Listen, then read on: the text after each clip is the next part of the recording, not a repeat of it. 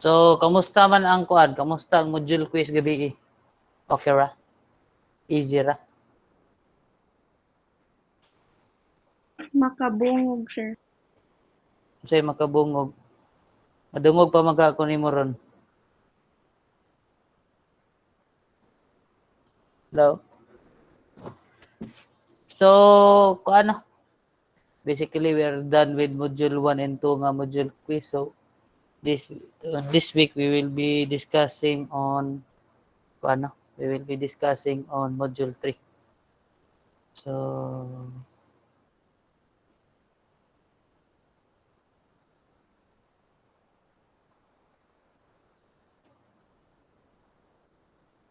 can you see my PowerPoint presentation?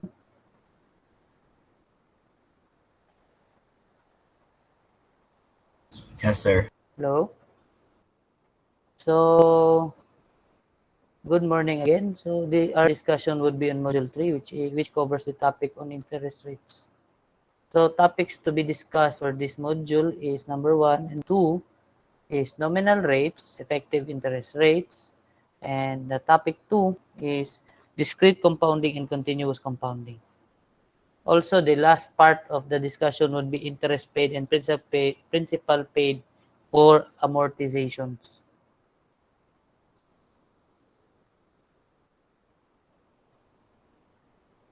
So basically, this is a continuation on our module 2, no? So for module 2, kiba naman tagon sa compounding, we already know what is interest rates and etc. So there are basically two common types of an interest quotation. So every time you loan from a bank or from a person or anyone, there are two types of interest quotations. Number 1 is what we call as the nominal interest rates. Nominal interest rates refers to an interest rate that does not include any consideration of compounding. Also, if the bank states 8% per year compounded monthly, buot pasabot ana niya na iyahang yearly interest rate without consideration of compounding is 8%. And 8% is not the true effective rate of interest. Okay? Because it compounds monthly, no? Or per year. So 8% represents what we call as the nominal rate. Okay? So say for example, kung mayroon kag 18% per year, o mao na imong nominal rates, but pasabot ana niya, if it compounds every month, ang imong interest rate per month is 1.5%. That is 18% divided by 12. So kung maingon sad sila every quarter siya mo compound, that would mean 18 divided by 4. So every quarter ang interest mo patong sa imong loan is 4.5% per quarter. Okay? So kindly comment your name and your ID number for your attendance also on the chat portion. So the second type of an interest quotation is what we call as the effective interest rate. So it is the actual rate that applies for a stated period of time. Therefore, the compounding interest during the time period of the corresponding nominal rate is accounted for by the effective interest rate. So kung buot pasabot, that is the actual rate of interest nga mopatong sa imuhang loans. Okay? So there are different types of compounding frequencies. Number 1, it could be annually, it could be every 6 months, it could be every quarter, every month, and every day. Okay? So it could be continuous. It refers to infinite number of compounding periods. So 1 year is segmented into 365 days, 52 weeks, and 12 months. 1 half year is segmented into 182 days, 26 weeks, and 6 months. So say for example, for an interest rate of 1.2% per month, determine the nominal rate and the effective rates of interest on a yearly basis. So kung mingon kag nominal rate, but pasabot ang imong 1.2% per month, di ba? Multiply ra na nimo siya og 12. Kaya in 1 year, there are 12 months man. So how much would that be? That is 1.2 times 12, 14.4. Okay? So kung mayroon sa tag-effective rate of interest, you are already considering the compounding. So but pasabot, if this is 1 plus 0.012, which is the 1.2% per month, and then in 1 year, 12 times man mo compound ang imong kuan, kay monthly man mag-compounding, di ba? Minus 1, so minus 1 is equal to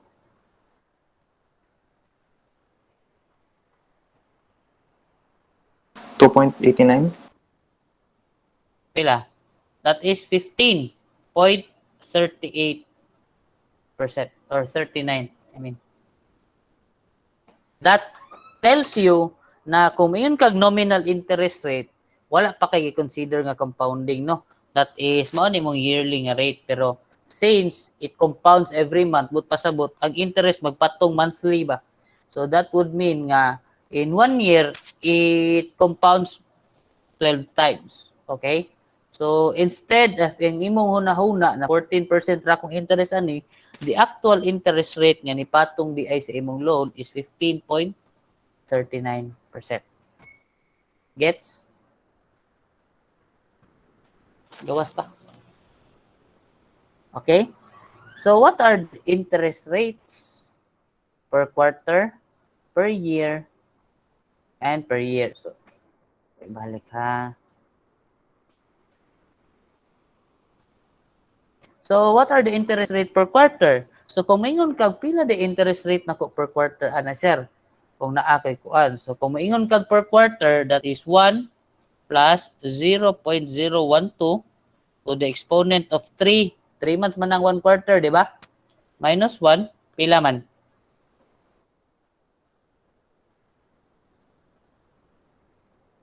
So every quarter ang mopatong nimo nga interest rate is 3.64%. Sakto?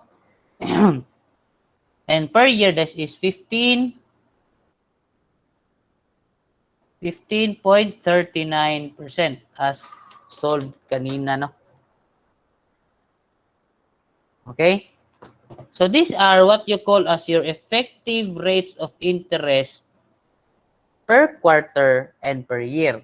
Pero if mo ingon kag nominal interest rate lang per quarter, that is 1.2% times 3.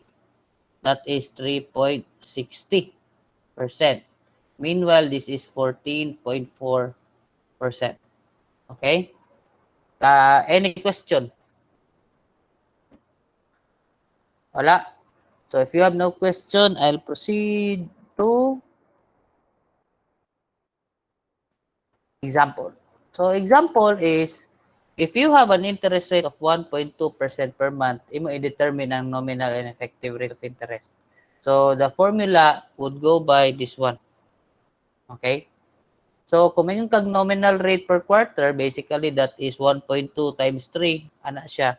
When you say effective rate of interest per quarter, that is 1.036 divided by 3 to the exponent 3 minus 1, which is 3.64. Okay? So nominal rate per year is 14 and 15.39 per year for the effective rates of interest. So ngano ganing mag-compute ani sir? So basically, ato mo gani siyang basis ani is una, if you try to loan from a bank, unya it compounds quarterly and then you're paying monthly, you need to consider the monthly interest rate for your loans. So imo na siya i-convert into a monthly. So say for example, we have a problem which is if $5,000 is invested at an interest rate of 15% per year, compounded quarterly. So what is the quarterly interest rate? What is the effective annual interest rate? And what is the value of investment after 6 quarters? And what is the value of the investment after 2 years? Which are you given? Okay. So first off, what is your quarterly interest rate? Pila man? That is 15%. divided by 4, which is equal to 3.75%. Nakuha ra? So, since every quarter siya mag-compounding, so every quarter, ang interest rate mo patong sa imong loans is 3.75%. Gets? Nakuha?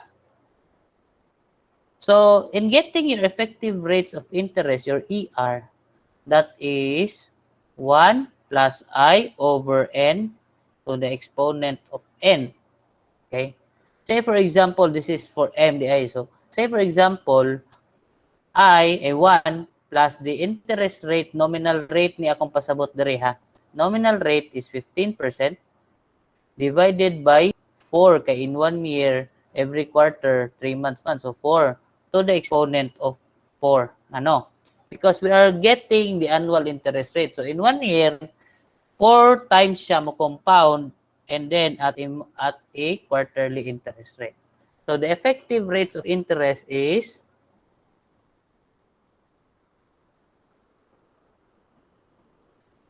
minus 1, that is 15.87%.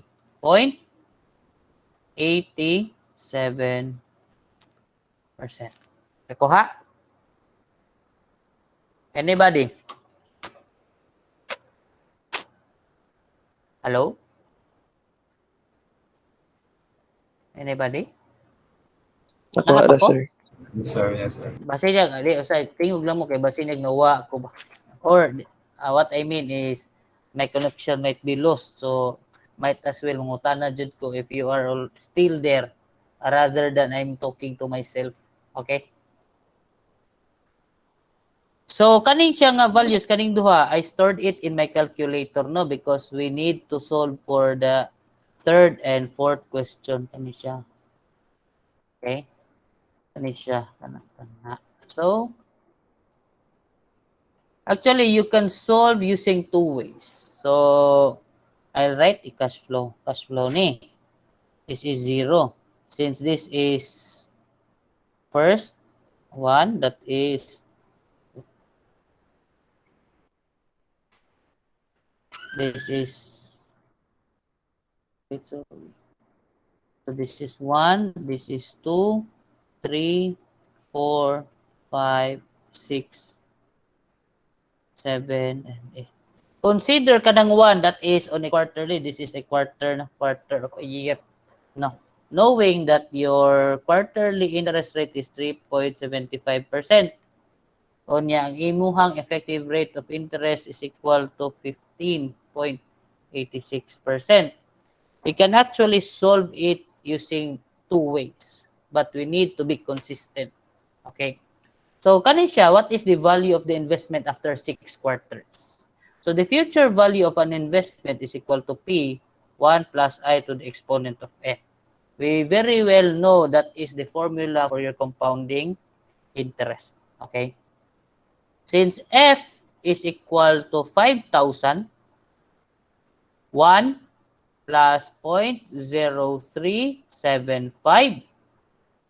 Okay? So, if you can see, unsa man nga rate akong gigamit dire? Anyone? The rate I was using is the quarterly rate, di ba? Gets? Nakuha? Yes, sir. Yes, sir. So, how many quarters will I project? So, say for example, 6 quarters. Subot pasabot, if this is on a quarterly basis, 6 quarters sad akong gagamit. So, what is the value of your future value after 6 quarters? So, that is 1 plus 0.0375 to the exponent of 6 times 5,000, that, wait, 1.037 to the exponent 6 times 5,000. So that is 6,235 point pila? 89. Kakuha? Yes, sir. Okay. Next, if we look into F is equal to P, 1 plus I to the exponent of N. ang atong gamiton is the compounding nga interest rate man no. So say for example your F is equal to 5,000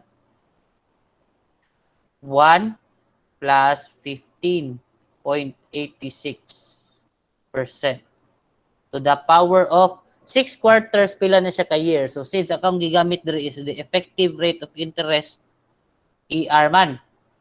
Okay? Pila man na ka years ang 6 quarter, that would be a 1.5. Sakto? Yes, sir. So if you multiply or get the value of the future value, wait a while ha. Wala pa.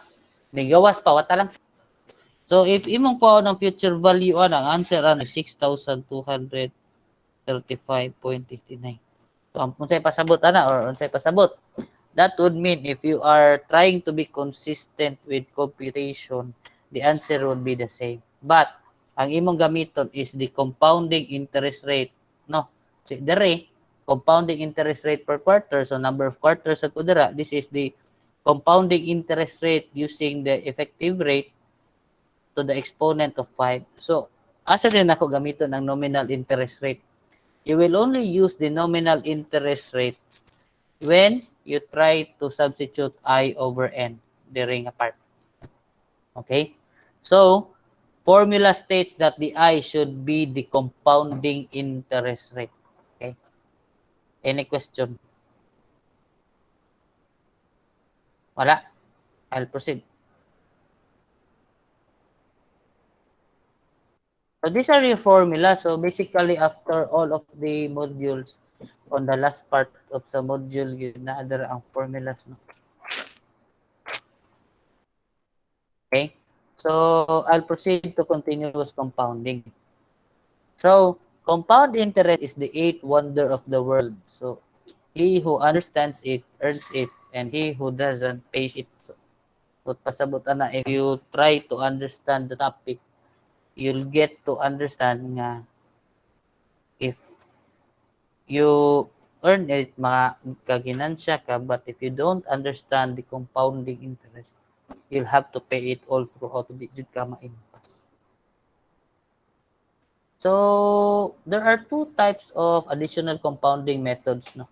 Number one is what we call as discrete compounding. So discrete compounding refers to if the cash flow transaction occurs quarterly, but the interest is compounded monthly, we would wish to calculate the effective rate of interest on a quarterly basis.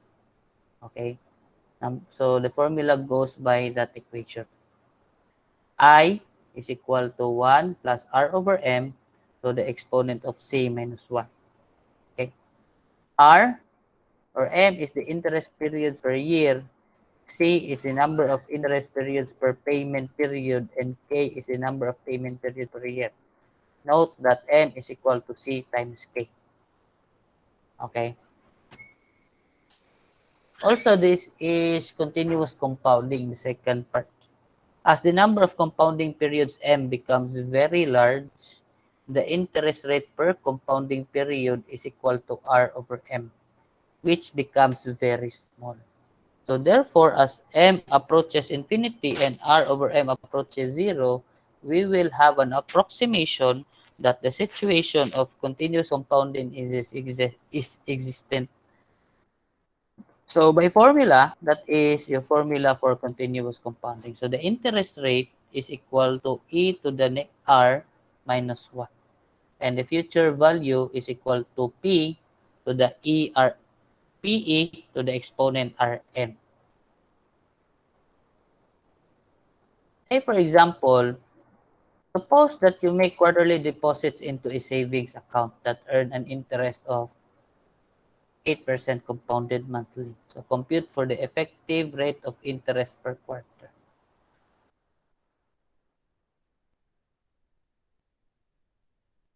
Find the effective rate of interest per quarter. So if your nominal rate or the R is equal to 8%, okay?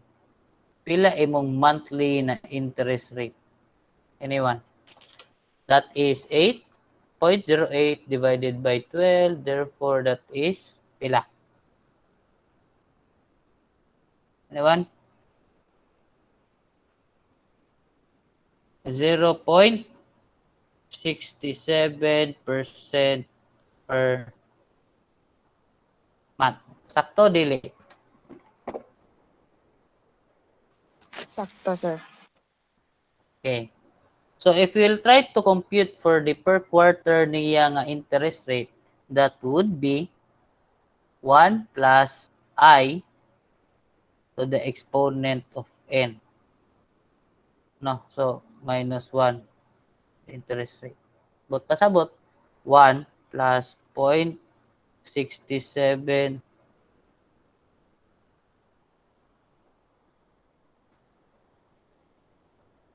wait, kay naputol da. 1 plus I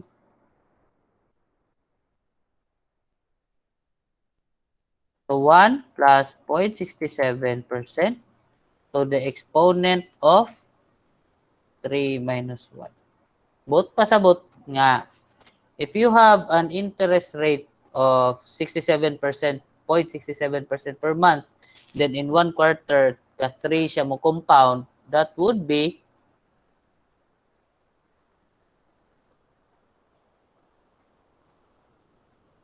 equivalent to 2.01%. So your interest rate per quarter effective is 2.01%. Any question?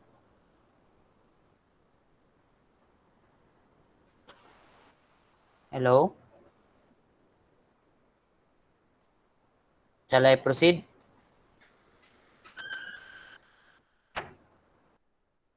So the second example is what is the effective annual interest rate for a nominal interest rate of 12% compounded quarterly. So I've compounded continuously. So by equation lang, actually, the IA is equal to E to the I, wherein minus 1, that is 12.74%.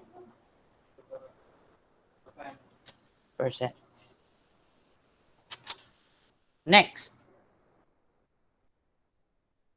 So I'll be answering this one lang ha.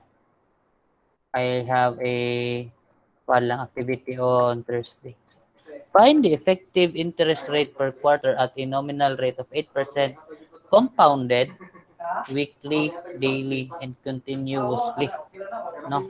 So, effective interest rate per quarter. So, bot pasabot.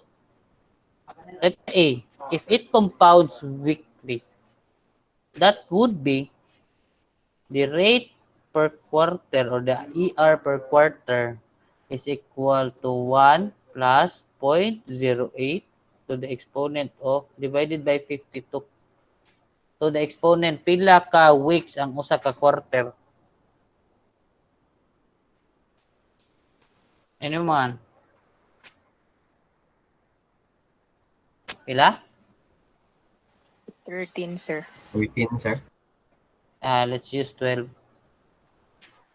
Let's assume lang 52 weeks man in one year divided by 12, so 4.33. Okay, times times 52 divided by 12 times 3, 13. So let's use 13, say for example, no? So 0.08 divided by 52 plus 1 to the exponent of 13. Your quarterly interest rate minus 1 pa ka is equal to 2.02%. Okay? Gets? Letter B. Let's assume 360 days lang ha. So, your interest rate per quarter, given that if it is compounded daily, that is 1 plus 0.08 divided by 360. So, pila man ka days? So, 30 times 4. So, 360 divided by 30. So, 360 times 3 months. So, times 3 months is 90. So, assuming this is 360 days in 1 year, 90 days, basically that is 0.08 divided by 360 plus 1, then the exponent of 90 minus 1 equals to 2.0199%. Okay, mga dool gyapon sa 2.02. And if it is compounding continuously, that is e to the exponent of 0.08 divided by 4 minus 1. Pila?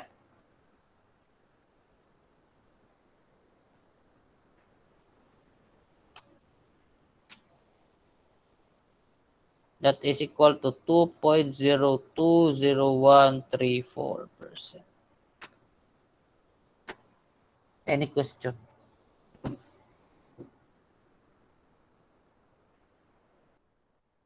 Another example is this one. Supposing you want to buy a car, so the gross price of the car inclusive of all charges is 22,678.95. Also, you can afford to have a down payment of 2,678.95. So, the net amount of 20,000 is i-financing nimo. What would be your monthly amortization? And then the second question is, after the 25th payment, you want to pay off the remaining loan in a lump sum amount. Pila ang lump sum? So, assuming that your interest rate is 8.5% per year. K is 12 payments per year. Subot pasabot, monthly ka magbayad. Okay? Your number of payments is 48 months. That is N. Your C is 1. And your M is 12. Therefore, compounding nimo in 1 year is 12. So, this is compounded monthly. Okay? Up. So, mag-create sa ako og cash flow ha.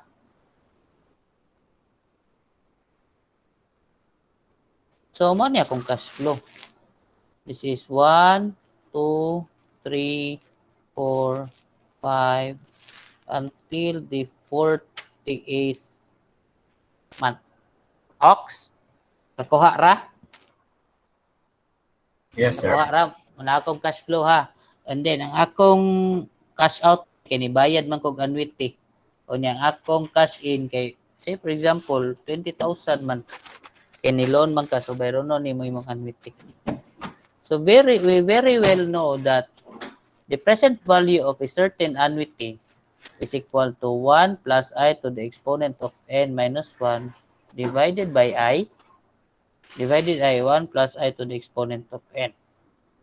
Pero wata kay bawo papila atong interest rate no nga per month. So basically your I is equal to 8.5% divided by 8.5 divided 0.085 divided by 12. Kila? So, that is 0.708% per month. Okay? Nakuha ra? Nakuha ra ta? Yes, sir. So, since P is equal to 20,000 is equal to A, 1 plus I, I'm referring to the I, to the exponent of 48 minus 1. I have 48 annuity payments. And then divided by I, 1 plus I to the exponent of 48. What is the value of your annuity?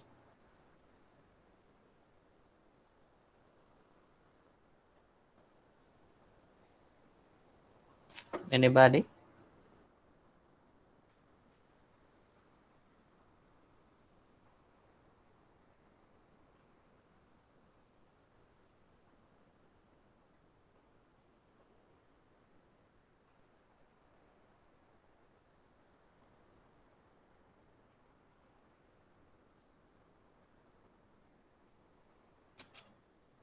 Pila man?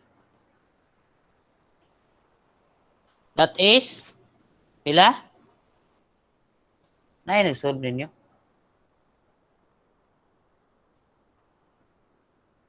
Hello? That is 492.97.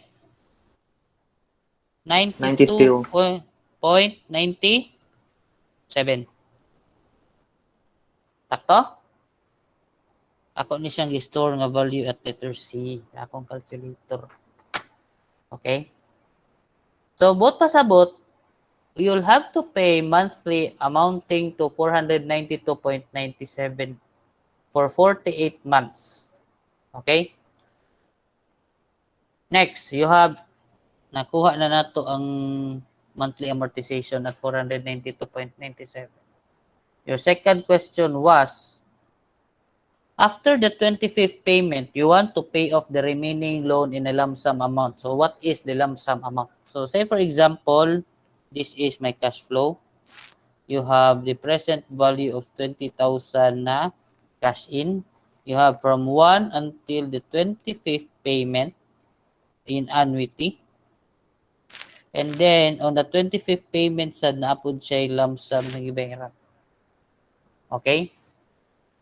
So, therefore, cash in, by formula, cash in minus cash out is equal to 0 dapat. Okay? So, both pasabot, your cash in is 20,000. Ato kaon iyang value at the 25th year. 1 plus I to the exponent of 25. Kakuha? Or wala? Kakuha? Minus the annuity katong 492 point kailang ato annuity 1 plus I to the exponent of 25 payments, no? Para makuha nimo ang future value minus 1 divided by I, so mana na siya, plus the lump sum on the 25th month. Kakuha? Gets? Kuha ra? Yes, sir. So therefore, this is not a positive, this is a negative because it is a cash out. So therefore, your lump sum is equal to 20,000. 1 plus I to the exponent of 25 minus 492.97. 1 plus I to the exponent of 25 minus 1 divided by I. So your lump sum is amounting to pila.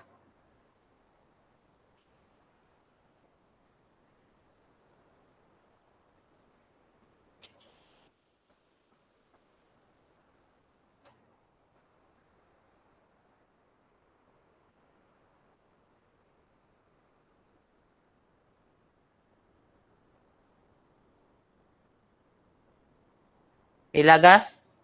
That is 10,428.84.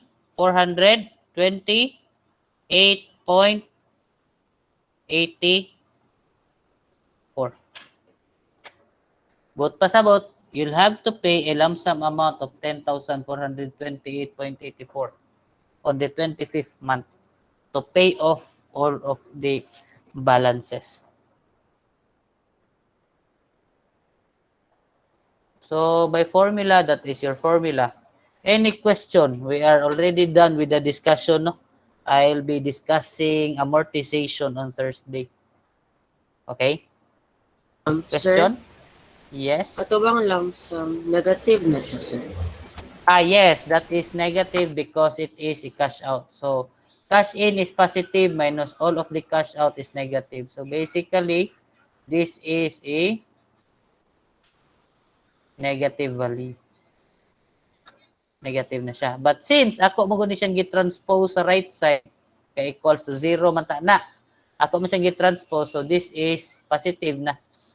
Okay? Positive siya in a form of I'm just trying to get the value. But if you Substitute it here, that is negative siya. Okay, sir. Thank you. Okay. Any question? Kasabot ra tanan? Hello? Clarification from the group.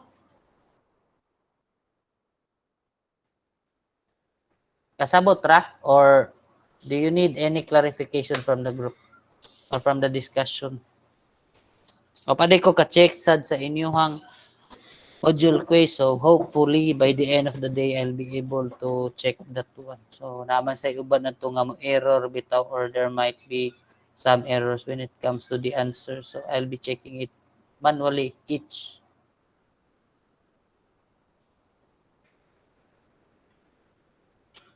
Also, nag-post ko videos activity. Hopefully, you're able to understand the discussion on the activity number 1. Kay after, by Thursday na naputay second activity. Wala na may pangutana o was everyone able to chat their name and ID number for the attendance? Hello? Hello?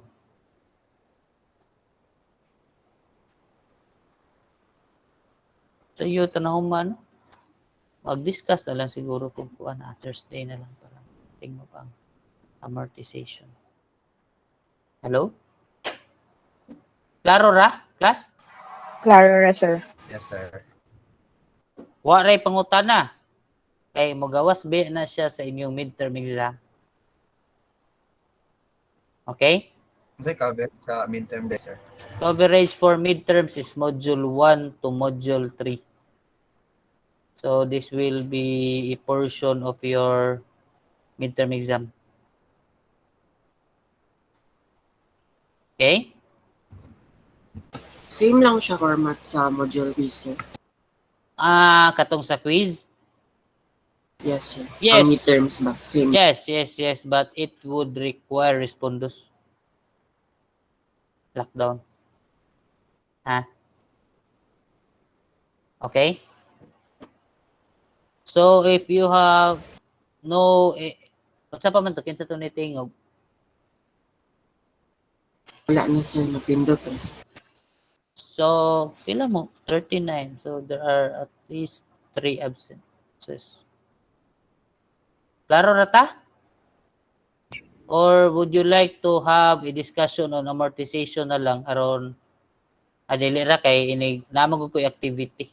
So Lain after sa lain sample problem, sir, sa ganina. actually na ako'y activity wherein ma-mix to ang tulo, which will be discussed during the amortization. No? I'll try to check if ma-manage ba tani ang amortization. Oh, gamay ra man kay ni de. Sige na, we'll discuss na lang the amortization so that I can give you the activity para Thursday dili na ta mag-meet. Okay ra mo? Okay, Russell. Sure? Kaya mo ramang kag nag-uol. Si Kate.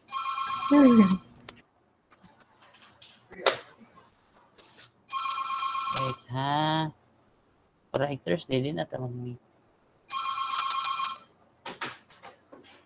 Klaro ra? Can you see my PowerPoint on amortization? Yes, sir. So, amortization.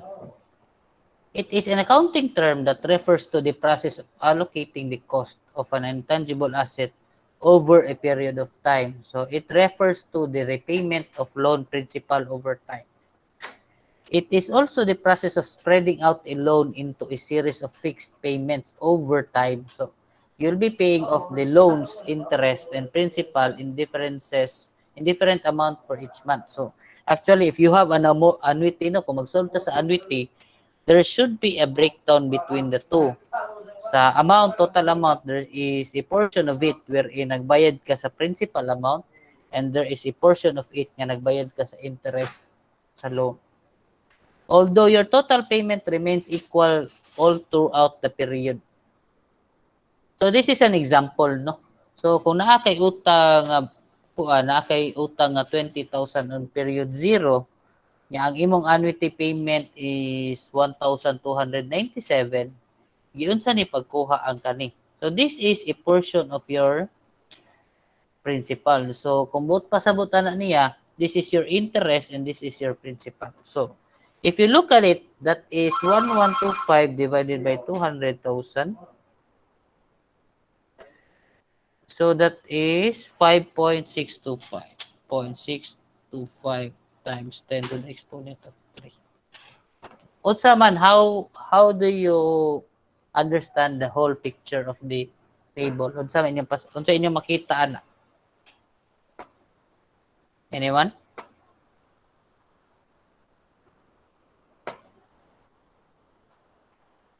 Hello? Hello? Naara mo? Naara, sir. So if you look at it, actually when you try to loan in or borrow a money, ang imong yung bayaran majority first sa imong payments is your interest rates. So kung makita nimo magkagamay imong interest rates, magkadako imong nabayaran sa principal amount. Okay? With the same amortization. Though we will have a problem on this one. So components of an amortization. So number 1 is identify the compounding periods per year. The number of payment periods per year, K, and the number of interest periods payment per year. Okay? So, number 2, compute for the effective rate of interest per payment period. No. So, kung mingon tag for discrete compounding, you will use this one. And for continuous compounding, you will use this one. And then, find the total number of payment periods. Pila kabuok siya or how many times magbayad siya. Use I and N in the appropriate formulas na. So, after that one, mag-compute na ka basing on the actual na nga interest rate. No? So, say for example, supposing you make an equal quarterly deposits of 1,000 into a fund that pays an interest rate of 12% compounded monthly. So find the balance at the end of the year 3. So those are your given. So R is equal to 12%, monthly kaanana. So let's say for example, make equal quarterly deposits that pays an interest rate of 12% compounded monthly. But pasabot, pila imong interest rate per month? That is 1%. Where did I get that? That is 12% divided by 12. That is 1% per month. So, but pasabot, the value of the money nga ang akong gihuwaman will compound monthly. But, ang imong bayaran nimo is quarterly man. So, therefore, your quarterly interest rate is equal to 1 plus 0.01 to the exponent of 3 minus 1. That is equal to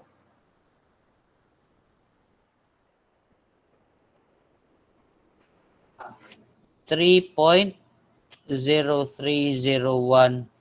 So, ako lang gisuwat ang whole value. Okay? So, you make equal quarterly deposits of 1,000 into a fund that pays an interest rate of 1. So, find the balance of at the end of year 3. No? Imong annuity is A.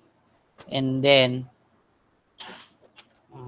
so basically, kung maingon ta ang imong annuity, nagbayad ka og 1,000 every month. So, if you have this cash flow, this is 1,000. This is 1,000 and this is 1,000.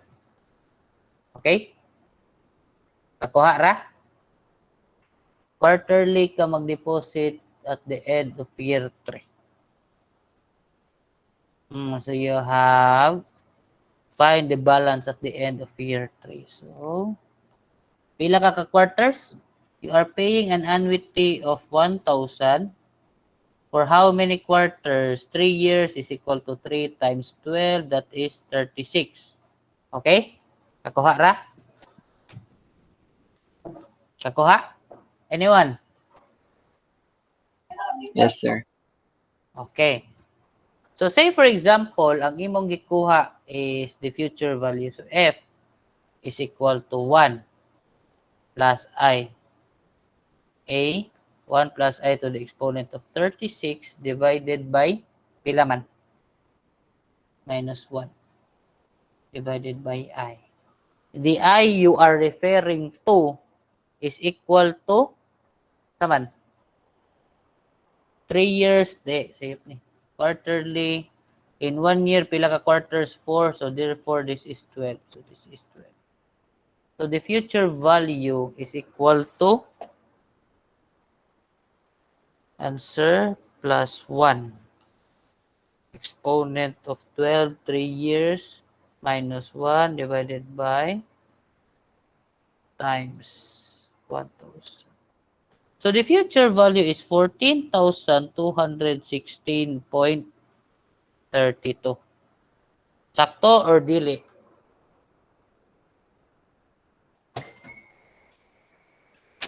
Sakto, class? Sakto? Yes, sir. Sure?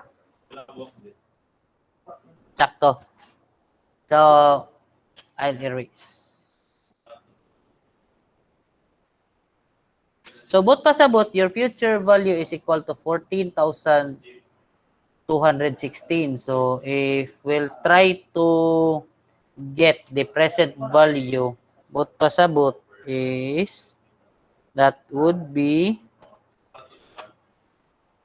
1 plus I to the answer is 1 plus I to the exponent of 12.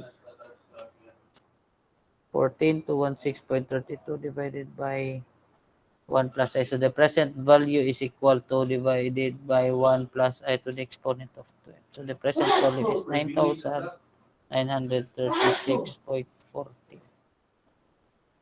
Kakuha? Yes, sir. Hello? Sakto? Yes.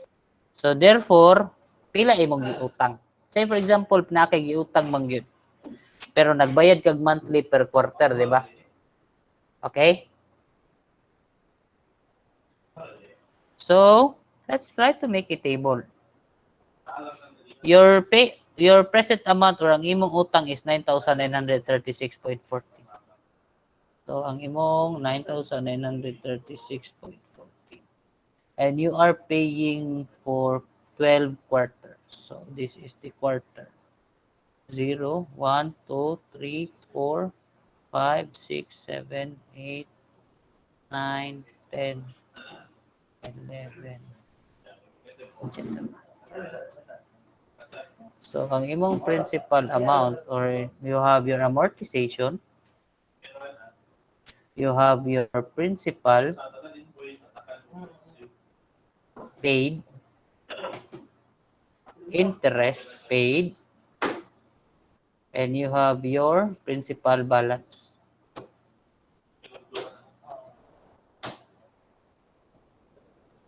Okay? Kakuha ra. Nag-table ko ha. So, ang imong principal balance nga utang at first year is 9,936.14. Sakto? Wala pa kay gibayaran ana, wala pa kay gibayaran ana, wala pa kay nabayaran. So, on your first or year 0, actually, wala pa kay gibayaran. Sakto? Question. You very well know that your amortization is 1,000 every quarter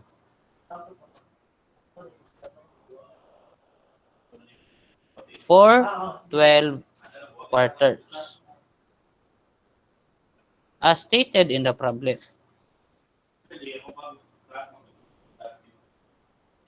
12 is sakto? Anyone? Yes, sir. Okay, so mauni siya ang cash flow sa every time you try to borrow money. Nagi na sila entrada, pila imong nabayaran sa principal, pila imong nabayaran sa kanang interest paid. So sa 9936 kani imong basically your quarterly payment man and then your quarterly effective rate is 3.0301%. Okay? Bot pasabot your 9936 multiplied by this one. So that is 301.07.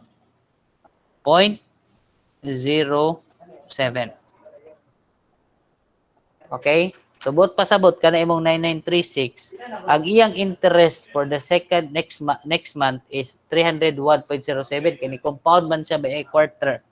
Kakuha? Kakuha? Wala. Anyone? Kasabot ra wala. Sapat ra, sir. Okay. So basing na 1,000 man imong gibayad and out of the 1,000 301 man di ang interest ana nga imong gibayaran, so that is 1,000 minus the interest paid. So ang imong gibayaran on the principal amount is 698.93. Okay? So therefore, ang imong 9936.14 nakabayad na kaana og principal amount, that is 9936.14 minus the principal amount. Ang imong nahabilin nga principal balance at the end of the first quarter is 9,237.21. Ako ha? So this one, 9936 minus kani. Mao ni imong principal balance remaining at the end of the first quarter. Okay? Kakuha ra? I Yes. will proceed.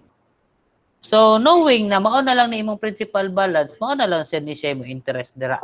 So 9237.21 times the interest rate. So ang imong interest rate gibayaran na pod on the succeeding month is 279.90. So 1,000 minus 279.90, so that is 720.10. So therefore, 9237.21 minus 720.10, 8,517.11. I will proceed. So 8,517 times the interest rate, ang imong gibayaran ni interest rate is 258.08.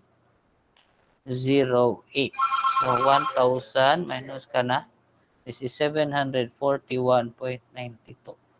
So 8,517.11 minus 741.92 is 7,775.90. I'll proceed. So 775.19 times the interest rate. So this is 235.60. So 1,000 minus 235.60, that is 764.40. So 7,775.19 minus 764.40 is 7,010.79. I'll proceed ha. So that is 7,010.79 and that is 212.43. 1,787.56. Okay? So 0.79 minus 787.57. 57. That is 6,223.22. Ako lang padayon class ha. 188.57.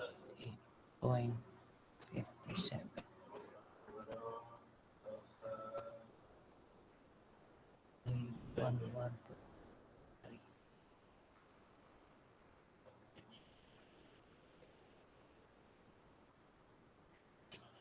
5,411.79. That is 163.83.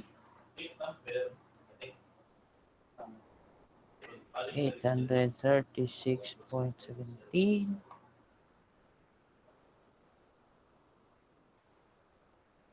4575.62. This is 138.465. 861.35. 3714.27. So times 112.55. 887.45.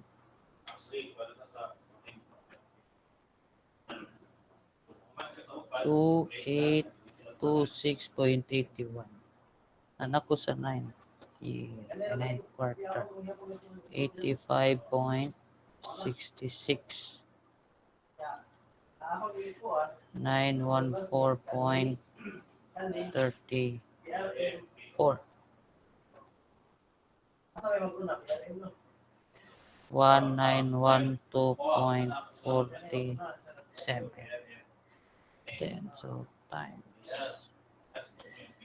57.95.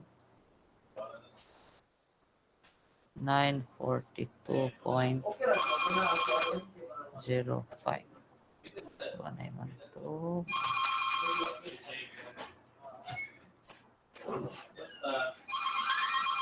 So 969.82. Oh, relax lang.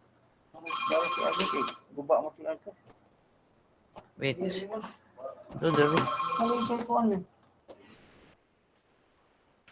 Guba mo na. Jitter lang men, jitter. Guba man.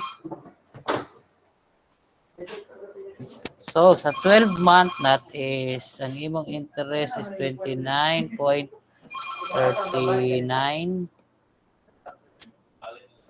That is 970.61. So, naa siya 0. So, assuming man gud kay nag-round up and round down man ko class, no? All throughout the computation. So, supposing na I didn't round up or round down, so the values at the end of the 12 month or 12 quarter should be equal to 0. Also, unsay pasabot ana? On your amortization schedule, ang imong interest every time you pay would go lower, meanwhile ang imong principal payment would go higher. So this is your what you call at your as your amortization schedule, no? But pasabot, ang imo kung gibayaran gyud kung magkataas ang term sa imong loan, the higher term, the higher interest paid imong bayaran on the first. So as you go along with your payment schedule, magkagamay ang imong interest payment because the interest payment would be depending on the principal amount nga nahabilin at the end of each payment period. Okay? Any question?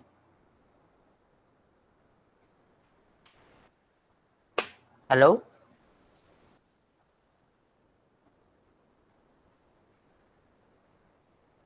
Klaro ra? Anyone?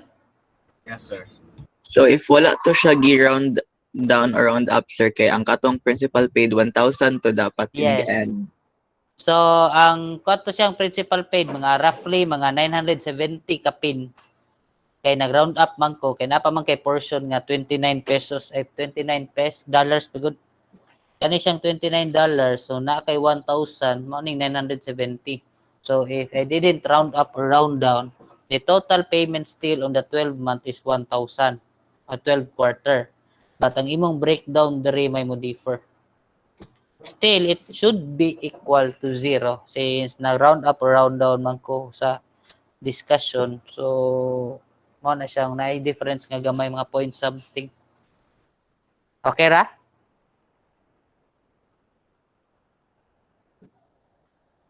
Or do you want the activity now or later. Everyone? Kano saban, ganahan mo mag-activity karon para i-pass siguro ninyo ano sa oras? 12 noon.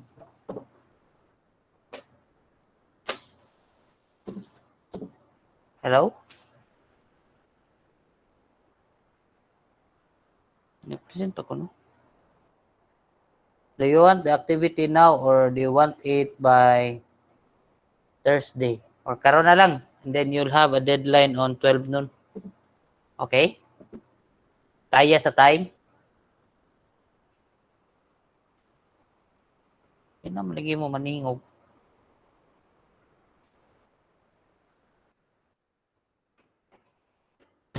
Pwede Thursday, sir. Ha?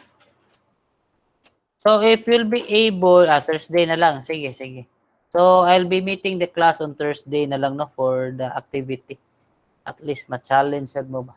So with that, anybody from the group has any question? If you do not have any more question, I'll be stop the recording.